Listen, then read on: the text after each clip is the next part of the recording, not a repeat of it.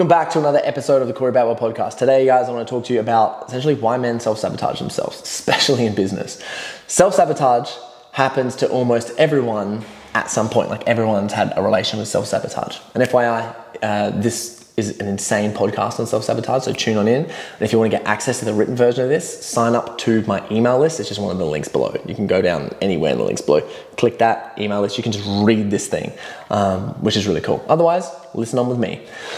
So self-sabotage for me has always been a self-worth issue, which actually comes down to a lot of money mindset. I've taught money mindset workshops around Australia. I've got a money mindset course. I teach money mindset courses in my business course, and I've done a lot of masterclasses on money mindset. And this is really cool, working with people to assess their money mindset and noticing that, like, I'd say almost all of the issues come from some form of self-worth. And it doesn't matter how much money you make either. You're making 50 mil, 100 mil, or you're down at making, you're on 70, 80K a year, like whatever it is that you're making. There's money mindset and self-worth is a thing that we must, I really believe, work on. Because from a kid, like myself, from a kid to when I was in my mid-20s, my self-worth was dropped every time I was told off, and every time I didn't do a good enough job at something, every time I failed at something, every time I was wrong, or every time I did something wrong, and every time I felt rejected, where it could be asking a girl out, whether it was some form of bullying, whether it was some form of judgment or criticism. I used to take that stuff so seriously, and I was so sensitive to it, and I didn't realize it from how my parents were brought up. Because mum was essentially pretty aggressive with how she was approached to me, and dad was very avoidant. So mum was attached, dad was avoidant. He didn't really talk about emotions, and mum was like overly emotional. So from my perspective, as soon as someone was overly critical, I just like to avoid and hide, but I'd feel all these emotions, like shit, like what did I do wrong? And then because I was loud and I was big, I was always told that I was too much, especially as a kid. Too boisterous, hurting all the other kids, is you're too loud here, or there was too much this, or even in friendships, like, oh man, you're too energetic, too hyper. I'd go to a friend's house and I'd be like, oh, I'm gonna make people something yummy to drink, and then I'd explode or blow up someone's NutriBullet. I have a story. I went to a friend's house and I'm like, let's make everyone bulletproof coffees. Legitimately was making a bulletproof coffee at my best friend's house, and because bulletproof coffees are legit, and just exploded his NutriBullet, like, because it was hot. The thing literally exploded in a new house. He was like painting the room and shit. There was coffee all over the roof, and he's like trying to render a new house, like do this stuff. And I just remember feeling so much shame. I'm like, why the fuck does all this shit always happen to me? So I'm just like pouring this shame onto my head. And I would self-punish myself. So I'd speak to myself really negatively. And I know a lot of you guys relate to this, right? Because I was saying things to myself like, oh, this always happens to you. Like, why are you such an idiot? Why are you so stupid? You always try to do something nice, and look, again, like, these bad things happen to you, right? So when I was a kid, anytime I felt any low self-worth, I'd get punished. If I tried to be emotional about it, I'd get neglected. I would avoid things, or other people would experience avoidance. Like, my dad would just remove himself from the situation, and love wasn't given freely. Like, I wasn't loved on in those situations when that happened, where I'd panic, freak out, or feel overwhelmed. So the second that I feel low self-worth, shame. I just feel shame immediately. Hold on, guys, I'm just whacking that on there. Yeah, so I just feel shame immediately, which was really sad. So after years of conditioning, this translated over to my business, my purpose, and the need for approval, right? So all of these things conditioned into my nervous system, and now I projected that back. Sorry, I need to crack my neck there. Projected that back into my business. Crazy. I've only just started to realize this stuff this year. It's nuts. So after years of conditioning, this happened. And if you're like me, this means that you feel like, this is how it translates over to business. Sick when a client leaves you. You feel sick in your stomach. Holy shit. I'm never going to make another cent again. I'm not good enough. Blah, blah, blah, blah. All those thoughts go through your mind. You buy into vanity metrics on social media or business metrics. Specific to numbers. These aren't flexible. We can't move these. This has to happen. Everything has to happen on time. Like, so on time, and nothing can be moved or changed or whatever it is. And oh, I didn't get enough views, I didn't get enough likes, I didn't get enough comments, I didn't get enough DM replies to this story or whatever it is that you're putting out there. You always need your partner's feedback on something. Like always, oh, can you look at this and can you look at this and can we talk about this thing? I need this idea to talk about it. Like just non-stop talking and communicating to your partner, making things about you. May not be your partner too, could be your friendships, right? Can you look at this? Can you tell this about me? Because you're just consistently seeking feedback because you're like, am I okay? Am I okay? Am I okay? Am I enough? And this is what leads to self-sabotage. You try to control every situation by making it about you because you're scared if you're not good enough, people will leave you. So what you do in situations, if you're like me, is you try to make everyone feel like you're good enough. Where you talk about yourself and you're like, oh, and that's why this thing's here and this is why I did this. And you'll notice people will, you know, compliment you or say nice things about you. But it's like, you know, if you start to spend too long around them, they're like, oh, I want to get distance, I want to get away from this person. And you're like, oh no, I just want to get a smile from this person or crack a joke and make them laugh so that they like me. And you try to say these things and make people like you, bam, you're in control. That is self-sabotage. You're not actually focusing on yourself. You're now living in that person's shoes, worried about what they think, not worried about what you think. Bam, bam, bam. Self-sabotage.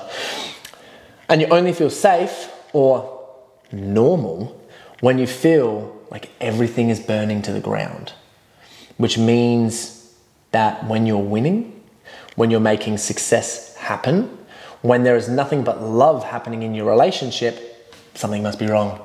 Things are like, what is wrong? Something must be wrong.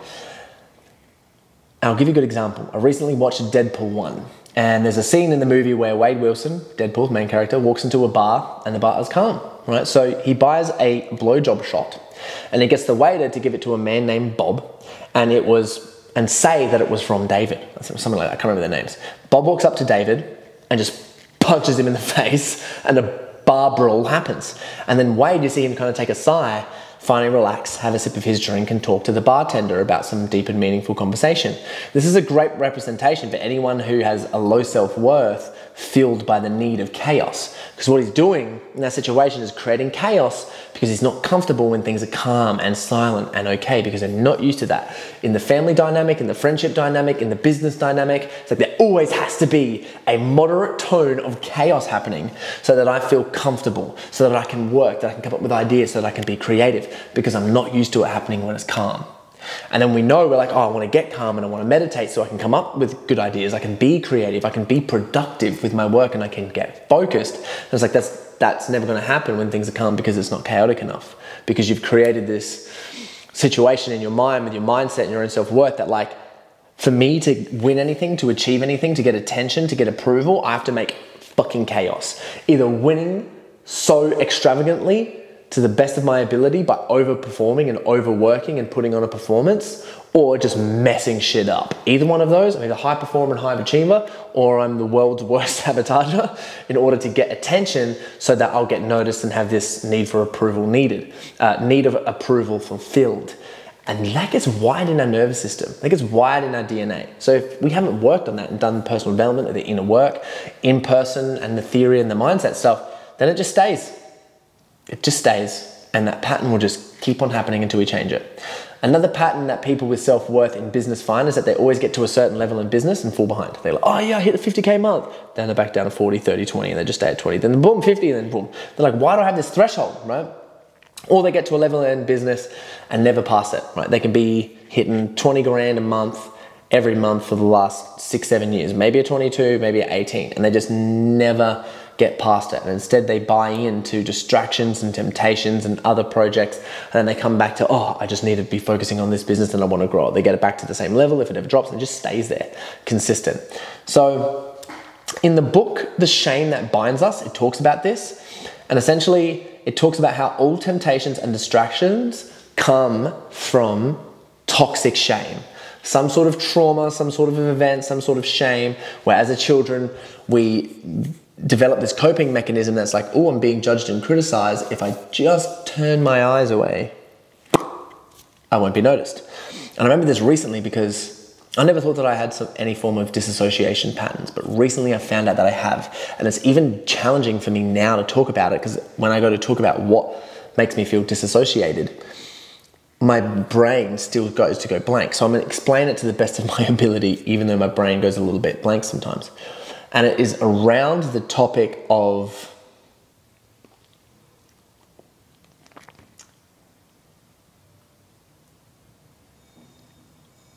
giving other people what they want and celebrating them. My brain just goes straight to disassociation. Because when I was younger, I used to get presents that I didn't want to have. I didn't want to get presents. People would force me to have presents. I remember my mum this one time, throwing her under the bus here, but this one time I was doing a shoot and I was going to be a face of a newspaper. And there was a shirt that I did not want to wear. She bought it for me. I did not want to wear it. It was like this red skivvy, 3 lines on my arms and this big black collar, and it was like a V-neck, right? This long, like kind of sexual V-neck. And I'm like 8 or 9 years old and I looked at it and I'm like, I hate this so bad. I do not want to wear it. Mum, I don't want to wear it. Please don't let me wear it. And she like forced me to wear it, right? Like full on forced me. Like, you have to wear this. And I felt so guilty and feel so much shame. And I didn't even realize in that moment that, you know, and then she felt so good because when I got to work, she's like, wow, this is fantastic. This is amazing. And like, was so happy because, you know, she got to win at that moment because, you know, the photographers were at the house and I'm taking photos and blah, blah, blah. She's like, this is crazy. So she was celebrating in that moment of like how proud she was, but I was completely disassociated. I was like, right. And it's not her fault. Like, I don't blame her for that or anything. Like, she was just a mum doing the best that she can because she knew that was going to be, you know, the best for me at the time because it got a lot of attention, that photo in the paper. And I didn't even realize until this year that has made me disassociate. So when people come to winning or receiving gifts from people, whether it's sometimes compliment or attention or whatever it is, the second it comes in, bang, I disassociate. And disassociation means like you just forget everything. Your mind goes numb and no memories come up. I'm like, why am I saying nothing? So I had no idea that pattern was there, and it was crazy, right? So it's only been this year that, you know, myself, I've been truly dedicated to really releasing shame, and I've hit, you know, consistency in business and found stagnation a few times. Like, I hit consistently, hit there, and then go up, hit there, and then go down, and then go down, and then hit up, and it's just like, man, how come it's not consistently growing, right? And hence, like now, you know, at my next level retreats, I get excited because we do a shame release at the next level retreats. And I get so excited to talk about the emotions that scare the shit out of me and release shame. So what happens is, if you're not in a safe environment to tell people your emotions, and this could be with partners, this can be with parents, this can be in any sort of situations where, you know, you feel this feeling in your chest where you go, I know I got to say some stuff, but screw this is scary, I cannot. In the moment, when you're in an argument, when things are fiery, or, you know, something's happening that's chaotic, or you're in a disagreement with your partner or with a friend, and you're like, no, I'm not saying that. Like, I want to say this, but I'm not going to say it. I'm just going to swallow it and not say anything, right? And you know that you should, because instead you're just going to avoid and not bring it up, and you know that they can feel the energy and feel shitty and whatever it is. And, you know, it can happen in business with employees, and then they bring the conversation to you, and you go, man, I wish I just talked about this like weeks ago, right? That is shame in your chest and a fear of being able to speak about your emotions. Because the last thing you want to say is, hey, I actually hold a lot of resentment for this thing that you did. Just letting you know I'm feeling angry and mad and sad about it. I'm quite upset about it, especially if it's to an employee, right? Or something that you love. I'm upset about it. I just want to leave that there. I just need to let you know that's how I'm feeling, because you don't want to make people feel bad, right? So I don't want to make people feel bad. I don't want to have this thing to happen. That is self-sabotage at its absolute finest. So that's like another pattern that happens. So we can live lives where we know that it's scary to talk about this, and then we can talk about it too. We can, like, you know, allow it to come out with the safer that we feel. Because when I was younger, it wasn't safe for me. Or, you know, I would get so upset if, you know, man, I'd get so upset if I didn't feel safe. And it appeared to me that, like, it appears sometimes that I can speak easily about emotions because I teach this stuff, but I just want to let you guys know it's so challenging for me still. Like, whether it's with an employee, whether it's a friend, whether it's a client, or whatever it is, the second that there's an emotional conversation, like, yeah, I've got the skill and I can do it well because I've learned the skills, I've studied the books, and I've understood, you know, emotional regulation. But it doesn't mean that it's too challenging for me. It still is, especially in intimate relationships. Like that tightness in your chest, the moment you think to yourself, you know, the moment that you start thinking to yourself, oh, this will teach you a lesson. Like, I'm not going to speak to you, and then you'll know exactly how I feel. Or when I'm quiet and I don't say anything, then you'll finally understand. You'll finally understand. I'm going to make you understand by being quiet. I'm going to make you understand by saying this mean thing. I'm going to make you understand by doing this. That's when you're going to know. I'll teach you a lesson. Second that infiltrates your brain, you're possessed by shame. And you're in a self-sabotage pattern. Oh, yeah. And this puts you in a scarce mindset, right? And a scarce mind produces scarce results. So to remove scarcity from our lives, we have to let go of the shame and start to feel more worthy.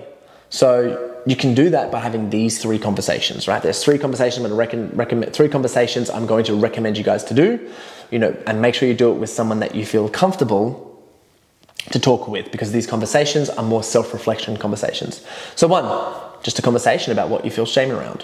What do you feel some serious shame around? And it'd be scary to say, and it might feel so silly, but just you open the conversation with a friend like, hey, because you don't want to cross their boundaries and just infiltrate their boundaries and just dump on them. So you want to say something like, hey, can I have permission just to talk to you about some shame I just need to let go of? Like, it might be a little bit heavy for me, not for you. I don't need you to respond.